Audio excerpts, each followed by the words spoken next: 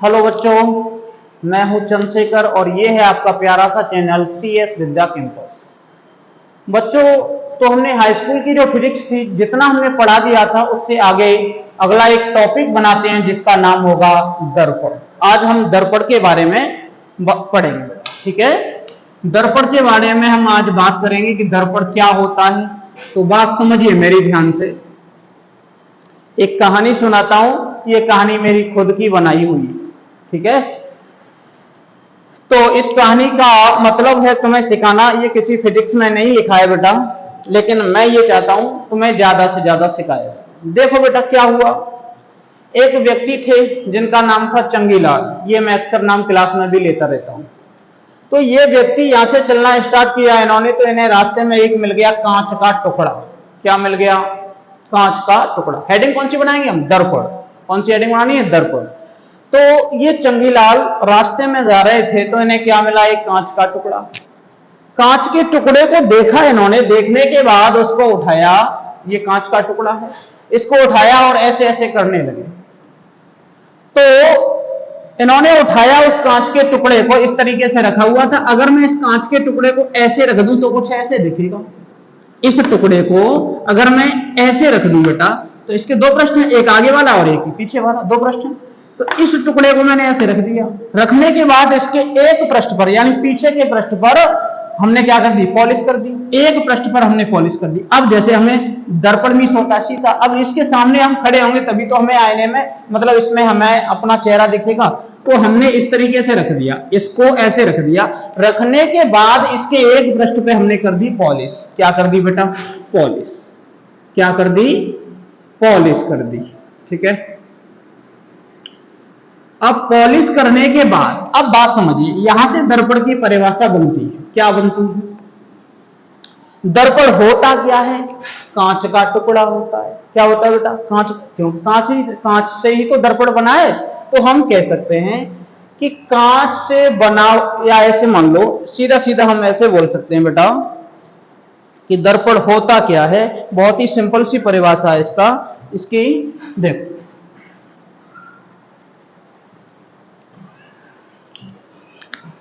दर्पण कांच का एक टुकड़ा होता है। कांच का ही तो था। दर्पण कांच का एक टुकड़ा होता है जिसके एक भाग पर पॉलिश कर देने से दूसरा तल या दूसरा भाग, ये एक भाग हो गया पॉलिश का, और ये जो भाग बचा इसको बोलते हैं बेटा परावर्तक तल। क्या बोलते हैं? परावर्तक तल। बात समझिए, दर्पण कांच का एक टुकड़ा होता है जिसके एक भाग पर पॉलिश कर देने से दूसरा तल या दूसरा भाग परावर्तक तल का कार्य करता है। उसी को हम दर्पण कहते हैं। बात समझ में आ रही है? दर्पण कांच का एक टुकड़ा होता है जिसके एक भाग पर पॉलिश कर देने से दूसरा तल या दूसरा भाग परावर्तक तल का काम करता है। उसे हम दर्पण कहते हैं। ठीक है, चलो लिखते हैं इसकी भाषा। ध्यान से देखना बेटा, गलती मत करना। जो मैं बता रहा हूं उसको अच्छे से लिखना है। देखिए, बात करते हैं दर्पण की। दर्पण तो हेडिंग सभी ने बना ली होगी। क्या लिखेंगे कि दर्पण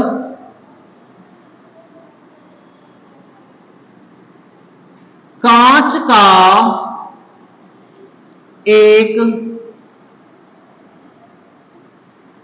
टुकड़ा होता है। किसका टुकड़ा होता है बेटा? कांच। दर्पण कांच का एक टुकड़ा होता है जिसके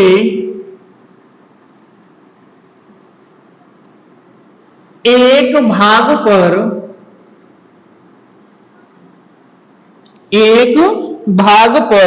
क्या कर दी जाए बेटा? पॉलिश। एक भाग पर पॉलिश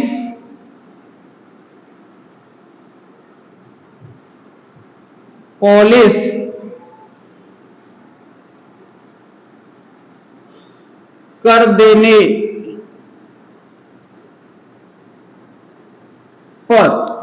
देने पर दूसरा भाग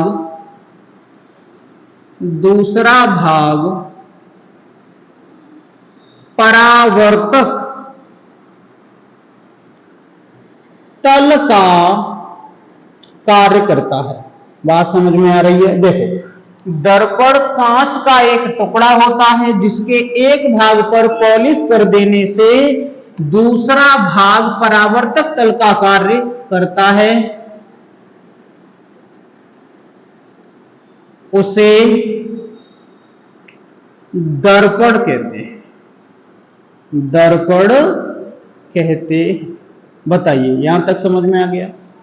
दर्पण क्या होता है? दर्पण क्या है बेटा?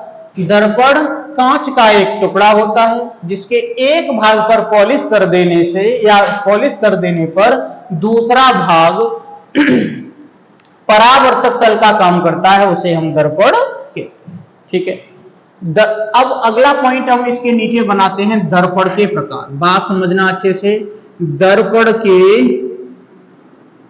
प्रकार। किसके प्रकार बेटा? दर्पण। देखिए क्या है दर्पण के प्रकार, बात समझना। दर्पण बेटा दो प्रकार का होता है। कितने प्रकार का? दो प्रकार। कोई पूछेगा कि दर्पण कितने प्रकार का होता है, तो हम दो प्रकार का बताएंगे। एक समतल दर्पण, एक तो होता है समतल दर्पण, एक होता है बेटा गोलीय दर्पण। क्या क्या होता है? एक समतल दर्पण और एक होता है गोलीय दर्पण। अगर कोई पूछता है कि दर्पण कितने प्रकार का होता है, तो हम क्या बोलेंगे कि दर्पण दो प्रकार का होता है। एक तो होता है समतल दर्पण और एक होता है गोलीय दर्पण। दर्पण के प्रकार समझ में आए? एक समतल दर्पण और एक गोलीय दर्पण। तो अगला इसमें हम पॉइंट ये बनाते हैं कि समतल दर्पण क्या होता है। तो अगली हेडिंग क्या होगी अपनी? फर्स्ट नंबर ये वाली बना लो, समतल दर्पण। बात समझते हैं समतल दर्पण के बारे में, फिर गोलीय दर्पण पढ़ेंगे। देखिए बेटा, समतल दर्पण की बात करें, देखो कौन सा दर्पण? हेडिंग बना लो समतल, समतल दर्पण।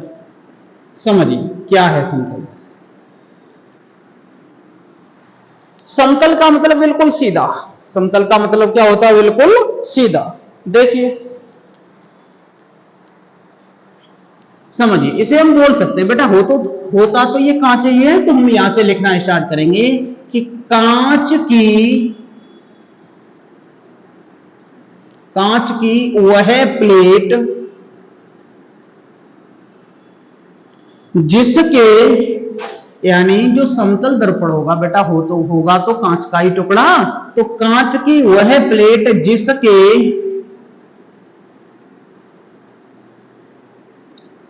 समतल पृष्ठ पर पॉलिश कर देने से, पॉलिश कर देने पर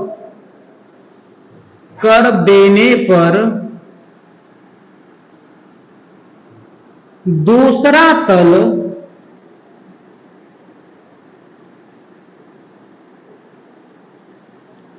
परावर्तक तल का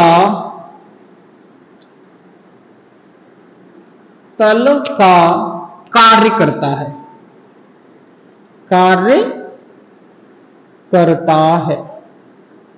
काय का काम करता है बेटा?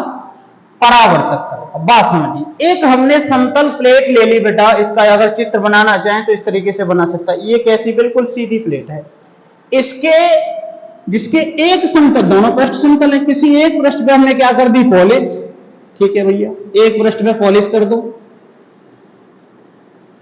तो ये वाला जो आगे का तल होगा इसे बोलते हैं परावर्तक तल। तो ये वाला तल क्या कहलाएगा? परावर्तक तल। अब अच्छा, एक बात समझ में ये नहीं आई कि परावर्तक तल क्या होता है?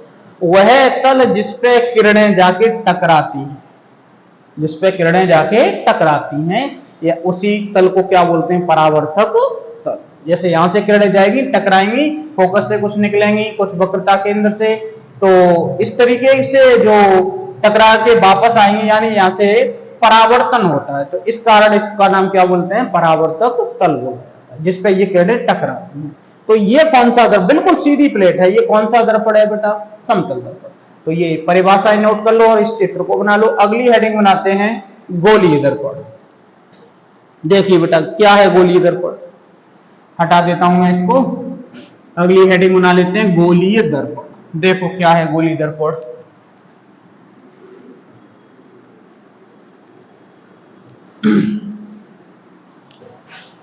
हेडिंग बनाते हैं गोलीय दर्पण।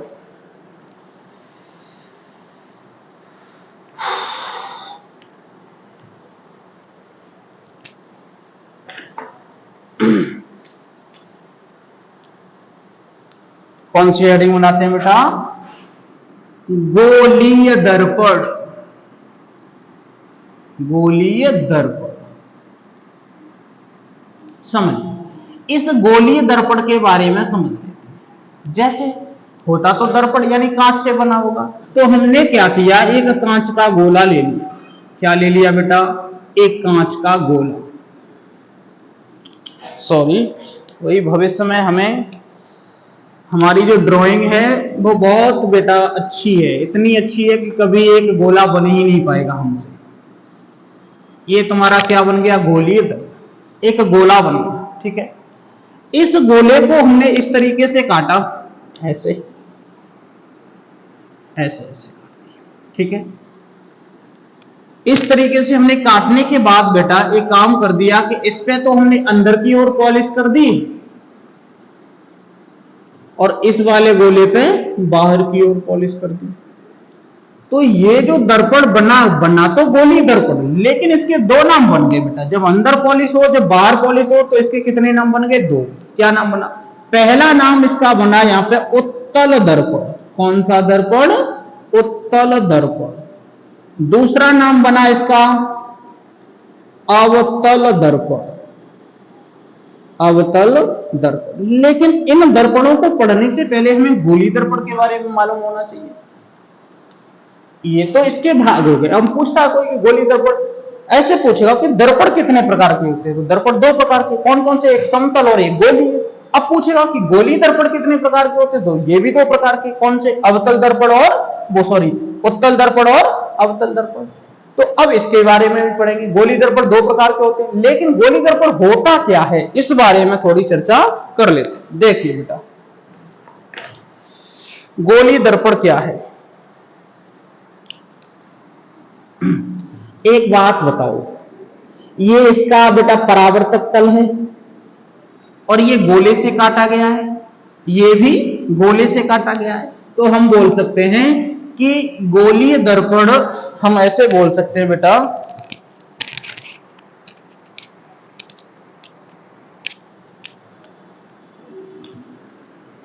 ऐसा दर्पण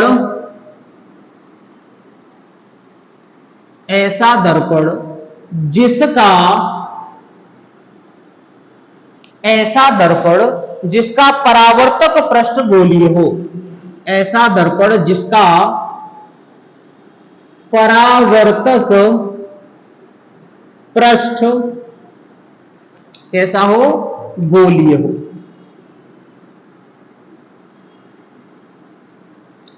उसे गोलीय दर्पण कहते हैं। उसे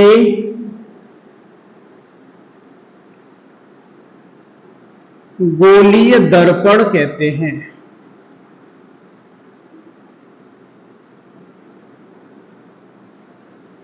ठीक है बेटा, ऐसा दर्पण जिसका परावर्तक पृष्ठ गोलीय होता है उसे गोलीय दर्पण कहते हैं। ये दो प्रकार का होता है, एक ये पहला प्रकार और ये दूसरा।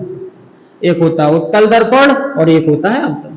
अब बात आती है कि उत्तल दर्पण क्या होता है, तो अगला पॉइंट क्या बनाएंगे हम? उत्तल दर्पण। बात समझ में आ गई? चलिए अगला पॉइंट बनाते हैं हम उत्तल दर्पण। क्या है उत्तल दर्पण में बात करते हैं। देखो बेटा, कौन सी हेडिंग बनाते हैं? उत्तल दर्पण। देखिए क्या है उत्तल दर्पण में, समझिए। अभी मैंने चित्र बनाया बेटा इस तरीके से, ऐसे। तो देखना बेटा पॉलिश कौन से भाग पे थी, भीतरी भाग पे कि बाहरी भाग पे? तो तुम कहोगे सर भीतरी भाग पे, क्योंकि अंदर ही तो पॉलिश है। तो हम बोल सकते हैं वह गोलीय दर्पण, वह गोलीय दर्पण जिसके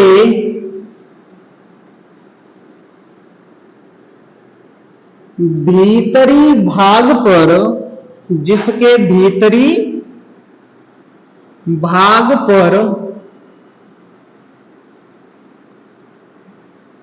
पॉलिश कर देने से, पॉलिश कर देने पर बाहरी भाग, बाहरी भाग परावर्तक तल का कार्य करता है। किसका काम करता है बेटा? परावर्तक तल का। आज थोड़ी मेरी तबीयत सही नहीं है, 3-4 दिन से फीवर आ रहा है, इस कारण बेटा थोड़ा ही पढ़ा पाएंगे, लेकिन जितना पढ़ाएंगे उतना समझ में आएगा, तो घबराने की बात नहीं है। भले ही वीडियो कम बने, छोटी बने, लेकिन बेटा कुछ ना कुछ मिलेगा ही, ठीक है। थोड़ी तबीयत ज्यादा खराब है, सर में दर्द होने लगा है। तो देखिए बेटा, उत्तल दर्पण की बात करते हैं। वह गोलीय दर्पण जिसके भीतरी भाग पर पॉलिश कर देने पर बाहरी भाग परावर्तक तल का काम करता है, उसे हम गोलीय उत्तल दर्पण कहते हैं। अब देखो बेटा, ये वाला जो भाग होगा ये किसका काम करेगा? परावर्तक तल का। किसका काम करेगा बेटा? परावर्तक तल का। तो ये जो काम करेगा वो किसका करेगा? परावर्तक। पॉलिश कहां कर दी हमने? भीतर। तो इस चित्र को बना लो और उत्तल दर्पण के बारे में बात, ठीक है। चलिए आगे चलते हैं। अगली हेडिंग क्या है अपनी? अवतल दर्पण। कौन सा दर्पण है अब? अवतल दर्पण। समझिए, देखो बेटा, अवतल दर्पण की बात कर लेते हैं। कौन सा दर्पण? अवतल। देखते हैं, हेडिंग बना लो, अवतल दर्पण। क्या है अवतल दर्पण? बात मैंने बेटा अभी एक ऐसे दर्पण बनाया था इस तरीके से, उसमें देखा कि हमने बाहर पॉलिश कर दी थी उसके, तो भीतरी जो भाग था वो क्या काम करेगा? परावर्तक तल का। परावर्तक तल। तो हम बोल सकते हैं वह गोल है तो गोलीय दर्पण, वह गोलीय दर्पण जिसके बाहरी भाग पर पॉलिश कर देने से भीतरी भाग परावर्तक तल का काम करता है, उसी दर्पण को हम अवतल दर्पण कहते हैं। तो क्या लिखेंगे? वह दर्पण, वह दर्पण जिसके बाहरी भाग पर, वह दर्पण जिसके बाहरी भाग पर पॉलिश करने से, पॉलिश कर देने से या कर देने पर भीतरी भाग, भीतरी भाग परावर्तक तल का कार्य करता है। परावर्तक तल का कार्य करता है, उसे क्या कहते हैं बेटा? अवतल दर्पण कहते हैं। उसे अवतल दर्पण कहते हैं।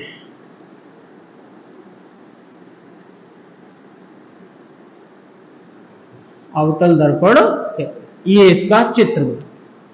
इसके बाद नया टॉपिक डालते हैं बेटा, इसे नोट कर लो, फिर आगे बात करते हैं इसके बारे में। जल्दी से इसे नोट कर लो बेटा, फिर आगे चलते हैं।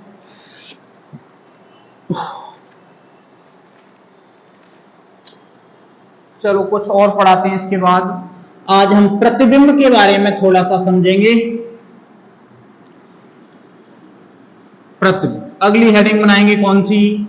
प्रतिबिंब। कौन सी बनाएंगे?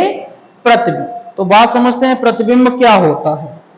प्रतिबिंब क्या होता है समझिए। देखो हेडिंग क्या है अपनी, प्रतिबिंब।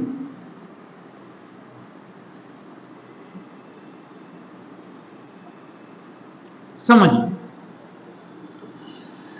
प्रतिबिंब को समझने के लिए एक बात समझ लेते हैं।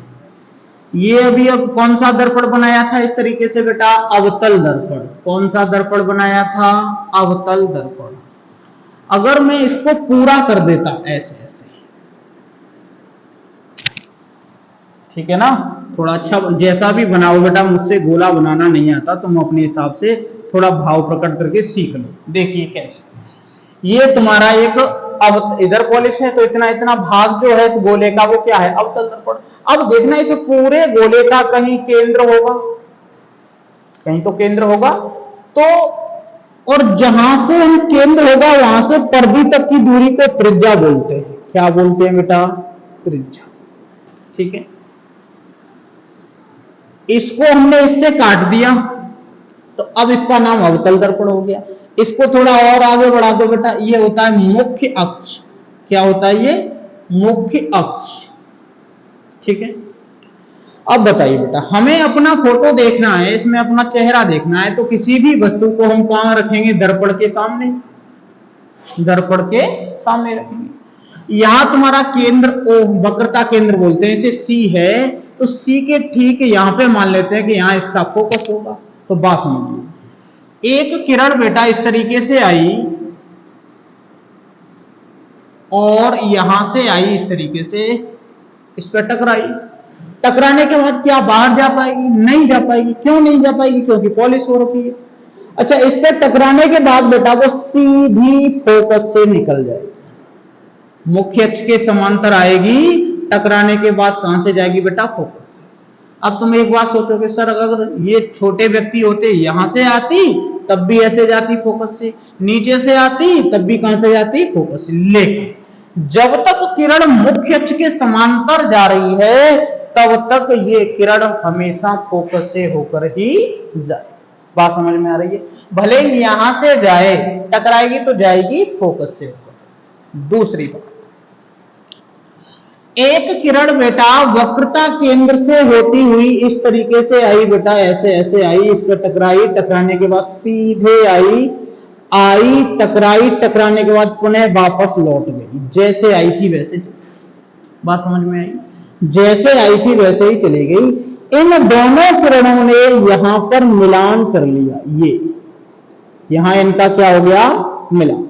मान लेते हैं ए बिंदु या आई पर मिल गई, एक बिंदु है आई या आई डैश, कैसे भी मान सकते। ठीक है, इस वस्तु का नाम था ए बी। कोई वस्तु थी, उसका हमने शीशा में उसको देखा तो उसका जो प्रतिबिंब, उसकी छाया जो वो प्रतिबिंब बना वो यहां बना, उसका जो प्रतिबिंब बना वो यहां बना। तो प्रतिबिंब क्या होता है वो समझते हैं। किसी वस्तु से, ये कोई वस्तु है, किसी वस्तु से चलने वाली प्रकाश किरणें दर्पण से परावर्तन के बाद, दर्पण से टकरा गई उसके बाद, फिर समझिए, किसी वस्तु से चलने वाली प्रकाश किरणें दर्पण से परावर्तन के बाद जिस बिंदु पर मिलती है, जिस बिंदु पर मिलती है उसी को प्रतिबिंब कहते हैं। बात समझ में आ रही है? यानी जब बेटा किसी वस्तु से किरणें आएंगी, इससे दो किरणें, अच्छा प्रतिबिंब बनाने के लिए कम से कम दो किरणों की आवश्यकता है। प्रतिबिंब हमें बनाना है तो कम से कम कितने किरणों की? दो किरणों की। तो किसी वस्तु से चलने वाली प्रकाश किरणें दर्पण से टकराने के बाद या दर्पण से परावर्तन के बाद जहां मिल जाती हैं उसी बिंदु को उस वस्तु का प्रतिबिंब कहते हैं। ठीक है बेटा, तबीयत थोड़ी खराब हो रही है, आज इतना ही पढ़ाते हैं। नेक्स्ट डे जब भी वीडियो बनाएंगे, तबीयत सही रही तो डेली बनाएंगे, अगर बाई चांस तबीयत में थोड़ा सुधार नहीं हुआ तो बेटा एब्सेंट भी हो सकती है, क्योंकि अभी शरीर सही नहीं है। तो आज के लिए सॉरी, इतना ही छोड़ देते हैं। इस प्रतिबिंब को नेक्स्ट डे जब भी वीडियो बनाएंगे तब हम बोल देंगे। आगे जो भी पढ़ाना होगा पढ़ा देंगे, लेकिन अब सर में दर्द होने लगा, आज के लिए इतना ही काफ़ी है। ठीक है बेटा।